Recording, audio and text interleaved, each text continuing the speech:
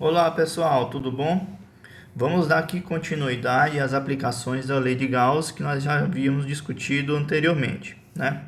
Então, uma das aplicações que nós discutimos nos nossos slides foi justamente de uma camada esférica de carga uniforme, ou seja, eu tenho uma porção de carga que está distribuída uniformemente nessa minha camada espessa aqui, esférica, né?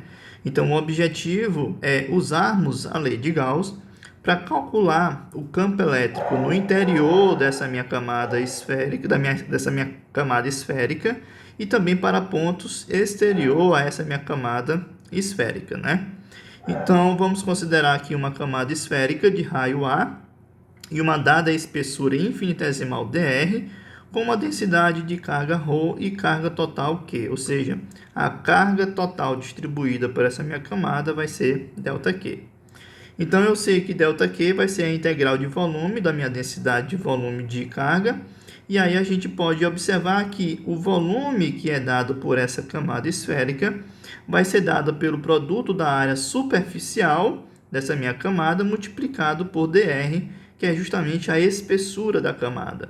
Então, a área da superfície mais interna vai ser dado por 4πa ao quadrado, onde A vai ser a distância do centro até a borda inferior, e dr vai ser justamente aqui a minha espessura. Então, a minha carga ΔQ vai ser dada por 4πa ao quadrado dr vezes ρ. A gente deve observar que no problema nós temos uma simetria radial e esférica, né? Então, consequentemente, é mais usual a gente utilizar a simetria esférica e explorar essa simetria para calcular o campo elétrico. Então, a gente vai imaginar as nossas superfícies gaussianas como sendo esferas, né? Superfícies esféricas, né, imaginárias para calcularmos o campo elétrico. Então, nós temos que o nosso campo elétrico vai ser um campo radial, que vai depender apenas do raio entre o ponto e o centro dessa minha camada esférica. Então, para que a gente possa calcular o campo elétrico em um ponto P mais interno da camada, nós devemos, então, considerar aí uma superfície gaussiana esférica que passa por esse ponto. Então, olhando aqui para a figura, eu quero calcular justamente o campo elétrico nesse ponto mais interior. Então, eu vou considerar aqui uma superfície gaussiana que vai passar justamente por esse ponto P, que está a uma distância r do centro dessa minha camada. Então, aplicando a nossa lei de Gauss, eu tenho que a integral do campo interno ao meu vetor de área vai ser igual à carga total que está envolvida por essa superfície gaussiana dividido por ε0. Mas se nós olharmos aqui para a nossa superfície, a gente vê que não há cargas e nem distribuição de cargas no interior da superfície gaussiana escolhida. Então, como a carga no interior dessa minha superfície é nula, consequentemente, o campo nesse interior também vai ser nulo. Então, esse resultado estende para todos os pontos que estão no interior dessa minha camada esférica. Então, para que a gente então ache o campo elétrico em um ponto P' fora da minha camada esférica, então eu vou também supor uma superfície gaussiana que vai passar justamente por esse ponto exterior à minha camada. Então, se nós utilizarmos então essa superfície gaussiana, a gente pode calcular o campo elétrico que passa por esse ponto P' utilizando a lei de Gauss. Então, a integral de superfície do campo interno ao vetor de área vai ser igual à carga total que está envolvida por essa superfície, dividido por ε0. Isso aqui vai ser igual a ΔQ dividido por ε0, que ΔQ é a carga total que está uniformemente distribuída por a minha camada esférica. Então, isso aqui vai ser o campo vezes a integral de superfície. A gente já calculou quem é ΔQ, que é 4π ao quadrado ΔR vezes ρ dividido por ε0. Então, a gente pode calcular a integral de superfície, que é dado por 4πr ao quadrado, onde aqui o meu R é um ponto exterior à minha camada, igual a 4π ao quadrado ΔR vezes ρ dividido por ε0.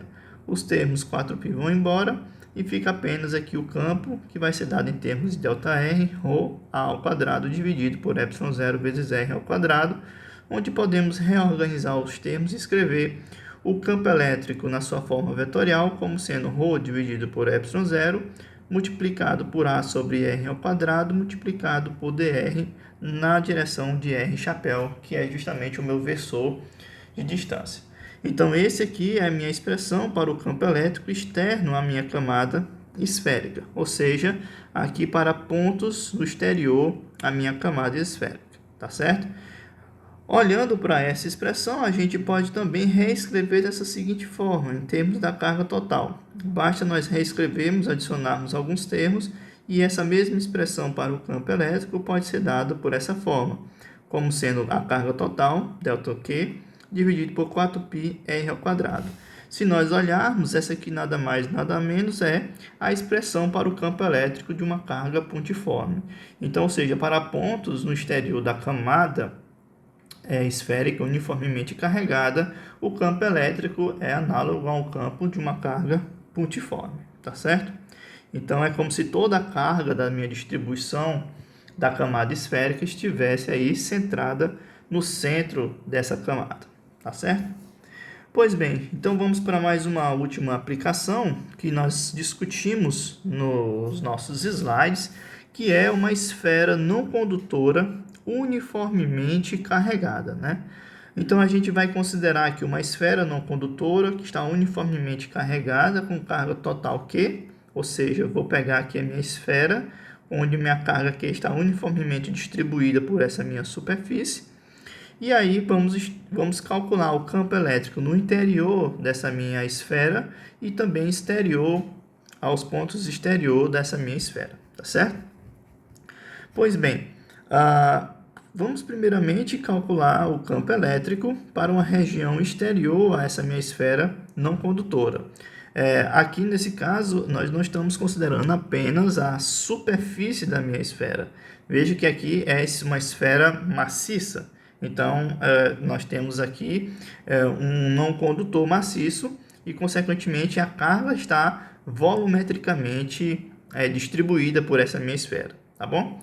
Então, para calcularmos o campo elétrico para uma região exterior à minha esfera não condutora, a gente usa uma dada superfície gaussiana para calcular o campo elétrico nos pontos que estão a uma distância r do centro dessa minha esfera. E para isso a gente utiliza a lei de Gauss, dado pela integral de superfície do meu campo vezes interno ao vetor de área, igual à carga que está envolvida dividido por ε0. Isso aqui vai ser igual ao meu campo vezes ds, como o meu vetor de área está sempre paralelo ao meu campo para essa simetria esférica, isso aqui vai ser igual à carga total dividido por ε0. A gente vê que a integral de superfície vai ser dada por 4πr ao quadrado, que é justamente a área da superfície esférica que nós escolhemos. Isso aqui vai ser igual à carga total dividido por ε0.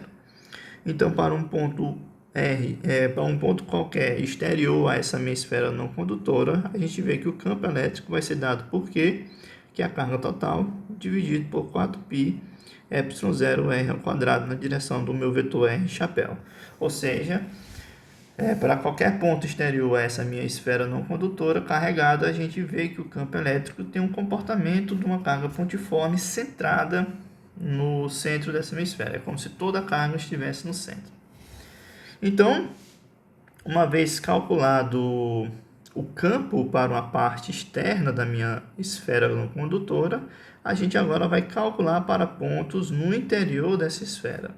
E para essa parte, nós temos que lembrar que vamos ter que calcular a porção de carga que está contida na minha superfície gaussiana, que a gente considera no interior da minha esfera não condutora.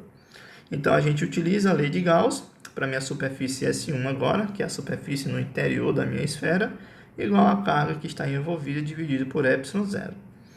A gente pode considerar, como sempre, que os vetores de campo e o vetor de área estão sempre paralelos.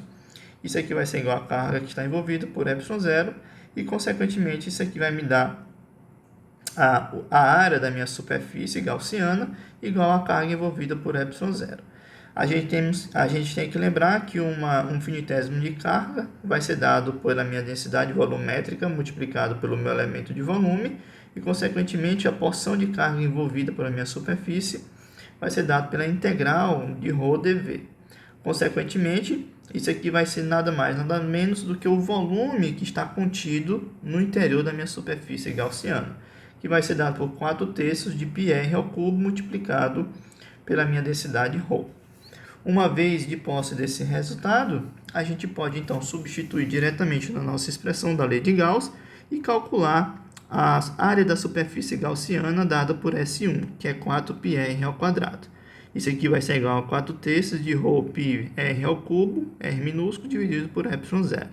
Como nós temos uma distribuição uniforme por todo o volume da minha esfera não condutora, então eu tenho que a minha densidade vai ser dada pela carga total dividido pelo volume da minha esfera, que é 4/3 de πr grande ao cubo. Pegando esse resultado e substituindo nessa expressão, a gente tem que alguns termos eles vão ser cancelados e, consequentemente, o meu vetor de campo vai ser dado por Q vezes R dividido por 4πε0 vezes R ao cubo.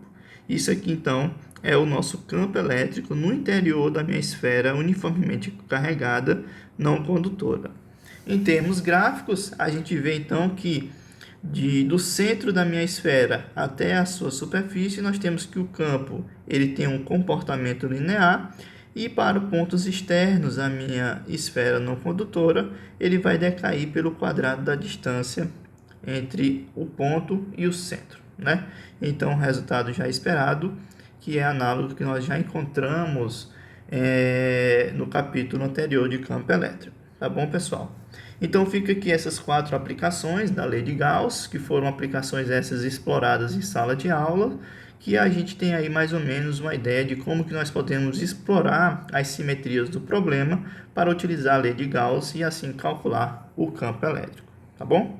Então, até a próxima, pessoal.